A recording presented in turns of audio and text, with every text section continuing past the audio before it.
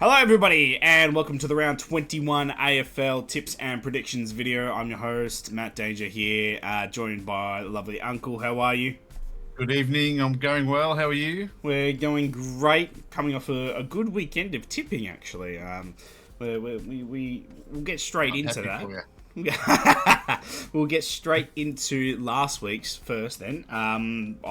We started the round on 109 for myself, 112 for you. I got 8 out of 9 for the weekend. Yourself getting 7 out of 9. We had GWS for myself, Sydney for you. So at halftime, it was looking very much well. That's now nearly an impossible lead for me to try and catch.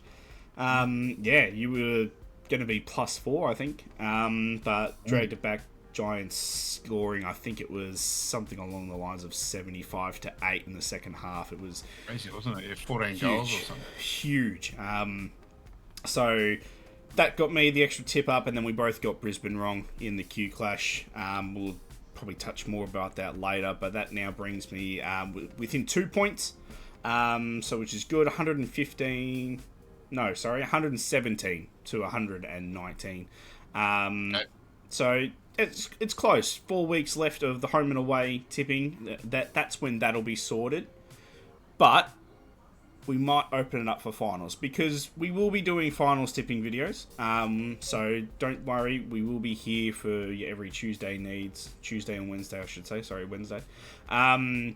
We will be here for those, but yeah, just probably a lot shorter videos as there's not many rounds to cover. But we might discuss a little bit more about the previous week's games and the upcoming ones. But to touch on finals anyway, it's a good segue here. We've got my ladder predictor. Should preface that, my ladder predictor. However, yes. I noticed that the AFL social media have got the exact same. Is that right? Bulldogs and Fremantle are swapped for a percentage. They have, I think, Freo winning the last game over Bulldogs, which flips them. But they have my 1 through 5 and my 7 is exactly the same as theirs. So Hawthorn missing out for them. I think it's going to be quite tough for Hawthorn to get through. They've got the top 3 at the moment with Brisbane, Adelaide, and Collingwood all away, except I think it's technically your home game against Collingwood, but either way, it's at the G. It's very tough to beat Collingwood at the G anyway. Yeah, sure. So that could be interesting. We're going to be having the ladder predictor up on our streams. So if you do want to join us for those streams, Thursdays and Fridays is where you'll find us right here on the channel. So make sure to give us a like and subscribe, and that way you can see when we go live for those streams. So one thing I do want to bring up, Uncle, yes, is I saw a Reddit post, and the title of the post was,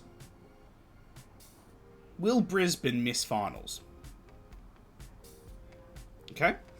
Now, when you look at when you hear that, you kind of go, "Well, there's no fucking way they're missing finals." No, don't be stupid. However, Uncle, they have Collingwood, Sydney, Fremantle at Optus, and Hawthorn. There is a slight possibility that they go 0-4 for the rest of the year and miss finals. Yeah, I mean, everyone's talking about Hawthorn having a toughest run home, but Brisbane play 4 of the other 9 teams, don't they? No, Sydney. Yeah, so they play all the top 10 technically, but they 10, 3 of the top 8. Yeah. Yep. Yep. That's incredibly. They could lose all 4. Genuinely, there is a chance that they lose all 4 and miss finals.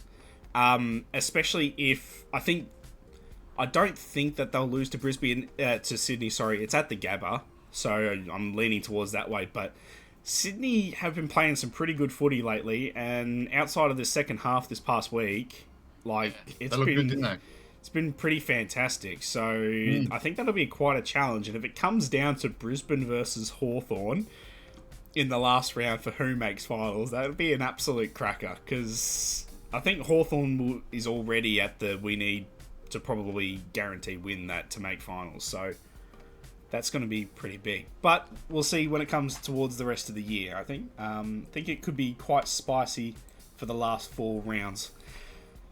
Speaking of the last 4 rounds, Uncle, we are here to do this week's tips, so let's get into it.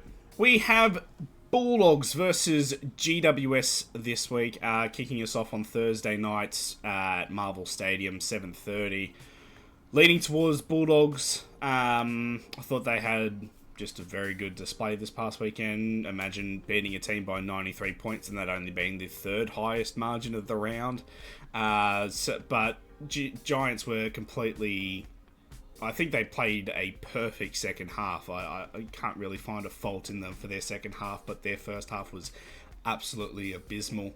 I think Josh Kelly's now injured as well. Toby Green is suspended. Could be even longer now that the footage has come out today of him trying to kick Dean Rampy in the balls. I can't hope he gets more weeks for that. That's fucking stupid. No, it's not been reported.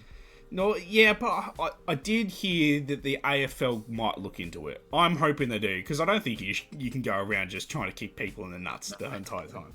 It's not a good look, is it? But no. I was listening to the new guy, Greg Swan, on the radio this morning. He said the problem is an incident like that is either 0 weeks or 3 weeks.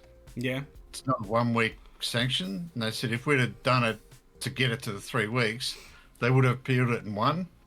Yeah. So they took the view of, well, there's no point putting it up because we're probably not going to win anyway. It's going to waste everyone's time. So they just left it. But fair. Yeah, pretty average, wasn't it? Yeah, I don't know. I feel like it. For that kind of incident for me is in the same realm as Lynch's strike. Like, you can't go around punching someone. You can't go around kicking someone. You know what I mean? Like, I don't know. I feel like you could make contact. So yeah, he only missed the ball because Dane Rampy blocked it. Like, you know what I mean? Like, I feel like he should still, I don't know, maybe a fine at least, but I'm going to go Bulldogs. I just think the couple outs, and I think away from home, if Bulldogs had they're on fire, their forwards are on fire, so if they can get a really good start, they are generally pretty good starters as well. I don't know if Bulldogs would let GWS come back the way that Sydney did, so I'm going to go Bulldogs here. Yeah, Bulldogs for me too. I wouldn't be surprised if it's 10 goals. Actually, this might just really flatten GWS, all the stuff that's happened this week. So 14-7 head-to-head Bulldogs way too. They've got a good record, including 8 of the last 10. So it's interesting. An interesting fact here is that they've played twice a year for the last 4 years. So they've played each other 8 times in 4 years. I don't think there'd be too many matches or teams head-to-head that would have that. I do the head-to-heads a little bit, and I've not noticed it before. So it's interesting they play each other home and away every year for some reason. But yeah, I think the Bulldogs will win this quite easily. They're sitting pretty well. They're playing good footy. Their champions are flying. Darcy and Norton's hit some rare vein of form, and Bontebelli's dominating the midfield. So Bulldogs for me, yeah, pretty easily. It's interesting you say easily as well. Like, but yeah, I don't think anyone would have played the same team twice for 4 years in a row if you're not an interstate team playing your own interstate team, like an Adelaide and Port Adelaide that always have to play each other twice a year. So done it, but for someone like Bulldogs Giants, very unusual. I think they generally play quite close games as well. I think that might be why the AFL keep doing it, just putting on some good games, trying to make up for the fact that they put Essendon and Carlton in prime time over and over again. Well, it's a good Thursday-Friday night this week, isn't it? Yeah, it's probably the best Thursday-Friday night we'll have until finals, I think. Speaking of which, we have Adelaide versus Hawthorn at the Adelaide Oval Friday night, 7:40. The lone game this week. We don't have to have a double header. I'm so tempted to pick Hawthorn. I genuinely am. I'm going to go Crows, home field advantage. Max Michaelani's done his hammy, so he's out 4 to 6 weeks. I think that's going to be huge for your small forwards, Uncle. I think you've probably got the best small forwards in the game. considering I would probably put Adelaide's up there, but we don't have Rochelle. We've only really got Rankin at the moment in terms of our small forwards. He really doesn't play there full time. He's more a midfielder. No, yeah. More forward, isn't he? We have Neil Bullen, but I feel like they rotate around each other. They only ever have one of them in forward line, one of them in midfield at a time, kind of thing. So, Max Michelini is going to be huge for you guys, but I'm just edging towards the Crows. I think. Yeah, I'm picking Adelaide. If I look at the Hawthorn games, being a Hawthorn supporter, we've got 4 games left. We need to win 2, probably to guarantee finals. I'm more looking at the Collingwood game as the one where I think we can win it and get ourselves into the finals. This is a good matchup for us, though. Hawthorn have a superior head-to-head career.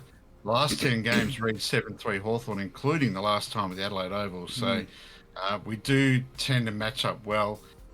With Michelini, I know you've got your 3 big forwards, but this is the reason why we got Barrass and battling, so we can match up a lot better against your sort of forward line. So I think we do match up pretty well against you. Michelini, interesting you say about our small forwards. I would have more thought he'd be a tall forward. No, he generally plays on your small forwards. Yeah. So we've got 3 tall forwards, but they're in a way they're different to your tall forwards. Ours are more. Gunston's a leading forward. Mitch Lewis is probably your leading forward, and Kel Shadir I don't know what he is. He fucking does everything. He's playing well. So I think it'll be a good game. I think we match up pretty well, but I'll stick to Adelaide only because of the home ground advantage. Yeah, no, that's exactly why it's swinging me as well. I'm not fully convinced yet of Adelaide's final set. Yes, we're top 2, but I think this one will be a real test for us. If we can get past Hawthorn, I'm pretty confident in the rest of the year for us. Finals. Yeah, I think we'll at least make a prelim if we can get past Hawthorn here, I think. After that, well, I should say Saturday, I'm just I don't know if you've seen the Saturday games, Uncle. They're fucking horrendous. Melbourne versus West Coast, Marvel Stadium, so not even at the G. Melbourne getting downgraded after you dominate a team for 3 quarters and have one horrid quarter and you lose a game. You're going to be here for 15 minutes if we try and analyse what Melbourne did. Fucking all you had to do was just last a minute and you couldn't.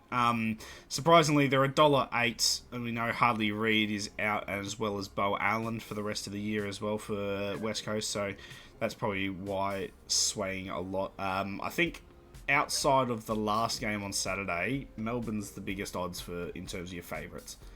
At $1.08. So yeah, Melbourne. Yeah, Melbourne for me. It's probably a good game to eradicate some of those demons, isn't it? Demons. The last 10 games read 5-all head to head. So that is interesting. So and they've only played 3 times in Melbourne since 2014, which is weird, isn't it? So every time these 2 teams play, it tends to be in Perth. Sure. And interestingly, 2 of those wins have been the Eagles' way. So Melbourne, for some reason, don't beat West Coast in Melbourne. But this will go their way. They should win this. They should win it pretty easily. West Coast are gone. They were gone for the whole year anyway, but losing Reid, who has been in fairly good nick, he exacerbates it even more. So, Melbourne here.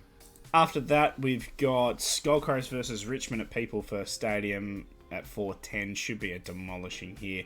Gold Coast were fantastic against Brisbane. I thought that they were very good in the first half when it was dry and somehow just as good, if not better, in the wet in the second half. So they played fantastic.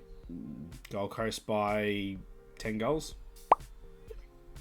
Yeah, Gold Coast for me. I've said it all year that Gold Coast need to prove themselves worthy, and I think they've finally done it. I think they've ticked all the boxes to be worthy finalists this year.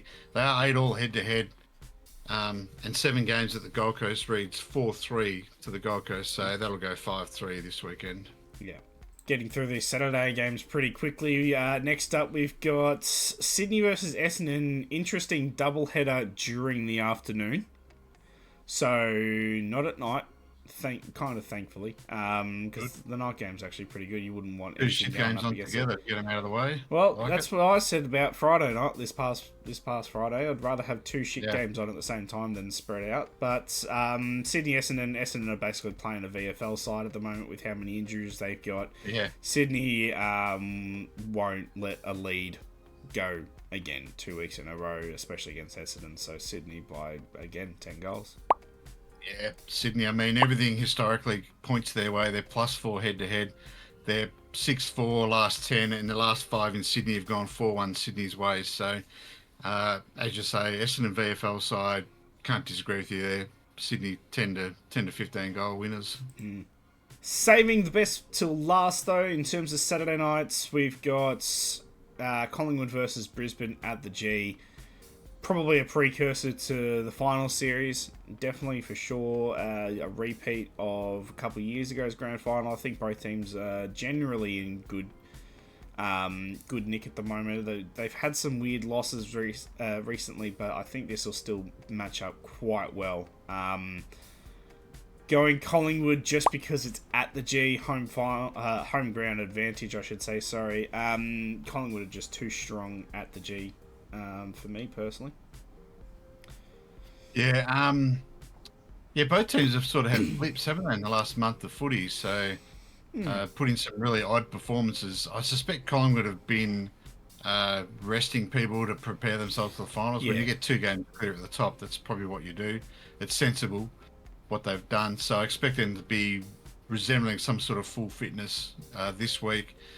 Collingwood have won the last 4, I think, according to my records. And the last 5 at the MCG read 4-1 Collingwood's way as well. So I think they should win this and just put those seeds of doubt in Brisbane's minds about even making finals, let alone playing in the grand final again. So yeah, Collingwood here, probably 3 or 4 goals. Yeah, I think it'll be. I think it could be one of those games where I think it's quite consistent, but Collingwood will win by about a goal each quarter, which will amount to about a 4-goal win. So I think the margin of the end may not exactly reflect how much of a win it was. Sunday games are, to be honest, not all that much better than the Saturday ones. We've got St Kilda versus North Melbourne at 1:40, Marvel Stadium. St Kilda, fantastic in the last quarter. 3 kind of poor quarters before that. North Melbourne were pretty poor for 3 quarters. Very, very poor, I should say. Going into 3-quarter time, 100 points down. Somehow managed to beat Geelong in the last quarter, only by a couple points. It doesn't really matter. Danger was off having kebab on the interchange bench in the 4th quarter. Gonna go with St Kilda here. I think that Nas is too good. I think Nas is just in fantastic form, and he'll drag them across. He's on fire, isn't he?